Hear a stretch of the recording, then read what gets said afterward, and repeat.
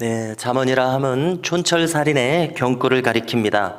촌철살인이 무슨 뜻입니까? 손가락 한마디의 쇠붙이로도 사람을 죽일 수도 있다는 뜻인데요. 즉, 짧은 말로써 큰 감동과 지혜를 전해준다는 뜻이 촌철살인이요. 바로 잠언이 그와 같은 말들을 수집한 것입니다. 그래서 이 잠언은 긴 시간에 인생의 경험과 신앙이 압축되어서 표현된 것입니다. 그런데 이제 여기 한 가지 문제가 있습니다. 왜냐하면 이 잠언이 지어지고 수집된 것은 지금으로부터 3000년 전입니다. 이제 이 서기 2000년은 엄청난 그때와의 시대적인 격차가 있습니다. 이것이 우리들에게 문제점을 주는데요. 자, 오늘 말씀을 보니까 오늘날의 현실과 가장 많은 차이가 있는 것처럼 보이는 것이 4절입니다. 4절을 읽어드리겠습니다. 겸손과 여호와를 경외함의 보상은 재물과 영광과 생명이니라. 아멘. 자, 그 시대를 한번 생각해 보면은 신정국가처럼 보였던 시대입니다.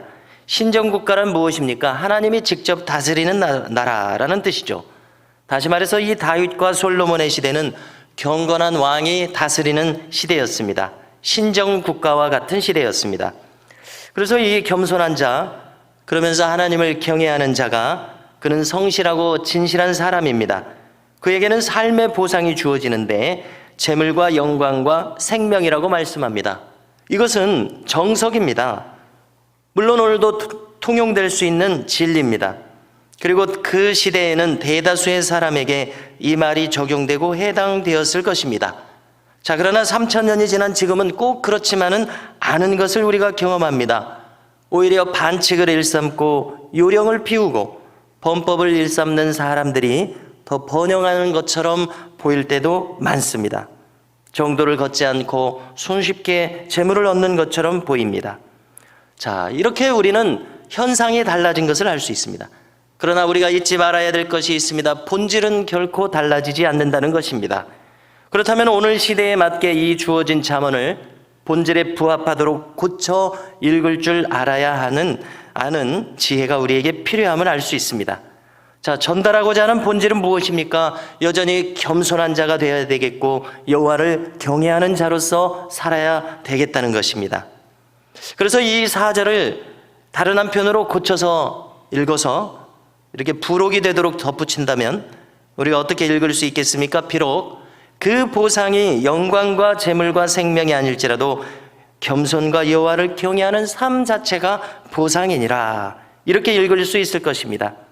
그리고 이것이 바로 진리요 정도라는 사실을 굳게 붙잡을 수 있을 만큼 견고하고 단단한 신앙이 우리에게 있기를 원합니다. 그렇게 해야지만 우리가 부해지거나 가난해지거나 이렇게 겉으로 나타나는 현상에 의해서 흔들리지 않기 때문입니다. 자, 상대적으로 부한들 교만할 것도 아니고요. 또 상대적으로 가난한들 위축될 것이 아닙니다. 이렇게 표면적으로 우리가 반응한다면 둘 다 건강한 모습이 아닙니다. 우리는 나타난 현상으로 판단받을 사람이 아니라 가지고 있는 본질로서 판단받는 사람인 것을 명심해야겠습니다. 자, 관련해서 2절을 보십시오. 이것은 일반적인 이론입니다. 무엇이 좋다 나쁘다 이렇게 가치를 판단할 수 있는 말이 아니라 일반 상식처럼 겉으로 나타나 있는 현상을 그저 진술한 것입니다. 뭐라고 말합니까? 가난한 자와 부한 자가 함께 살거니와 그 모두를 지으시는 이는 여호와시니라 말씀합니다. 그저 나타난 현상을 진술한 것입니다. 그런데 우리가 여기서 잊지 말아야 될 것이 있습니다. 다른 사람들끼리도 다양합니다. 여기 잘 사는 사람이 있고 못 사는 사람이 있습니다. 자, 그러나 한 사람이나 한 사람의 가정의 역사에서도 다양한 현상이 나타난다는 것입니다. 우리가 한 사람을 생각해 볼 때도 어제 그 사람이 가난하다가도 오늘은 부해질 수도 있습니다. 어제는 부했지만 오늘은 쇠하여질 수도 있습니다. 만일 어려서 가난한 사람이 있다면 그는 가난이 싫어서 이를 악물고 재물을 모아 이제 성년이 되어서 부유한 사람이 될 수도 있습니다. 그런데 어떤 사람은 부유하게 산 고로 돈을 버는 법은 못 배우고 돈을 쓰는 법부터 배워가지고 곧 가산을 탕진하고 성년이 되어서 주저앉을지도 모릅니다. 자, 그러면은 이 나타난 현상들이 이와 같은데 우리에게 정말 중요한 것은 무엇입니까? 가난하거나 부하거나 그 자체는 아무런 문제가 되지 않습니다. 그것을 대하는 우리의 속사람의 자세가 더욱 중요합니다. 즉, 가난한 사람으로서 우리가 어떻게 살아갈 것이냐, 부한 자로서 어떤 가치를 가지고 살아갈 것이냐, 그 방법과 그 가치관이 더욱 중요한 것을 알 수 있습니다. 그런 점에서 우리가 오늘 말씀 중에서 6절의 말씀이 우리에게 참으로 진리의 교훈이 되는 소중한 말씀인 것을 알게 됩니다. 자, 이제 6절을 한번 찾으셔서 함께 읽고자 합니다. 6절을 읽습니다. 마땅히 행할 길을 아이에게 가르치라. 그리하면 늙어도 그것을 떠나지 아니하리라. 아멘. 네, 우리말에도 보면 3살 버릇이 80까지 간다는 속담이 있는데요. 사실 이 속담은 부정적인 내용을 담고 있습니다.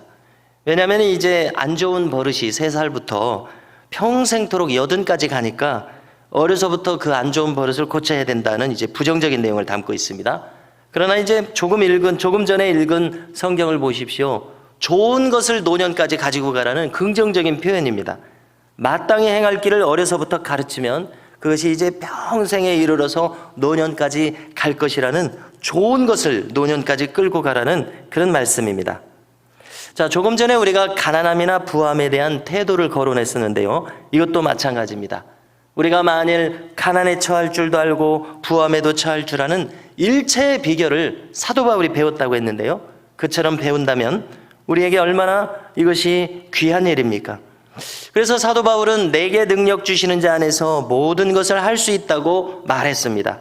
빌립보서 4장 13절의 이 말씀인데요. 자, 이것은 어떠한 상황이 나에게 주어져도 신앙적으로 그것을 받아들여서 살아갈 수 있다는 맥락에서 나온 말입니다. 종종 불가능한 것을 기적적으로 이룰 수 있다는 하나님의 능력을 간구하는 의미에서 사용되는 말입니다만은 본래 맥락은 어떠한 주어진 상황도 감당할 수 있다는 뜻입니다. 그렇기 때문에 우리는 어려서부터 자녀들에게 성경적인 가치관을 부지런히 심어줘야 할 줄로 믿습니다. 아이들이 말씀 위에 견고히 설 수 있도록 부모님들은 말씀의 본을 보이면서 아이들을 가르쳐야 되겠습니다. 아이들이 성경을 가장 큰 기준으로 삼도록 부지런히 가르치는 믿음의 의무가 부모들에게 있다는 것을 우리는 늘 기억해야 하겠습니다. 자, 또한 오늘 말씀을 우리가 살필 때에 지혜자의 삶과 우매자의 삶을 계속해서 비교하고 있음을 알 수 있습니다. 자, 오늘 보니까 지혜자가 선택하는 것들이 있습니다. 그리고 또 우매자가 선택하는 것들이 있습니다. 자, 지혜자들이 무엇을 선택하는지를 함께 살펴보는데요. 자, 지혜자들은 먼저 3절을 보면은 그들은 재앙을 피할 줄 압니다.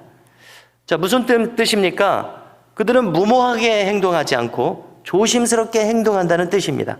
자, 그러나 바로 뒤이은 내용을 보니까 우매자들은 전조 증상이 있는데 그것을 무시하고 그대로 나가다가 해를 받겠다고 말씀합니다. 자, 우리가 또 최근의 뉴스 중에서도 그제 뉴스를 보니까 광주에서 이제 건축물 철거를 하는 중에 붕괴가 일어나서 큰 인명피해가 났습니다. 이 뒤이은 뉴스들을 보니까 그것도 역시 안전관리를 소홀히 한 인재였습니다. 전조 증상이 있어서 관리자들이 미리 피해 있었던 것이 영상에 드러나 있습니다.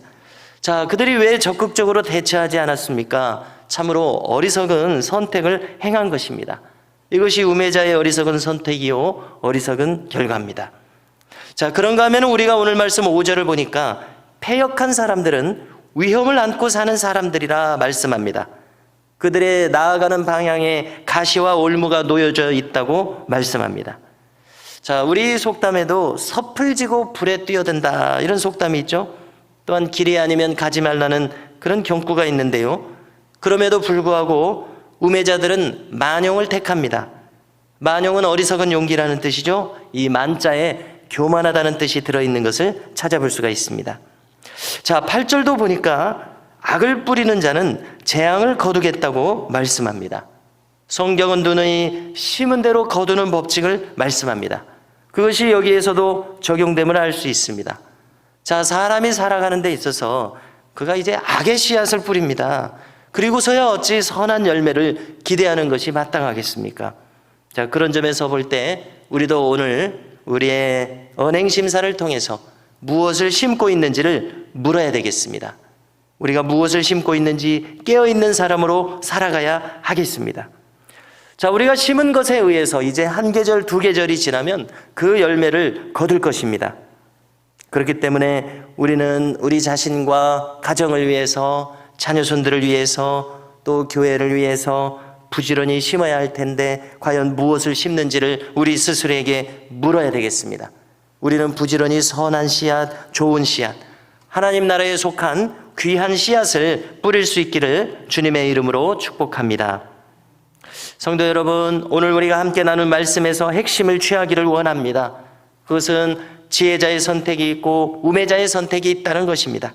우리는 늘 천국에 속한 것들을 선택하고 천국에 속한 것들을 심으며 그 귀한 열매를 거둘 수 있는 복된 인생이 되시기를 주님의 이름으로 축원합니다.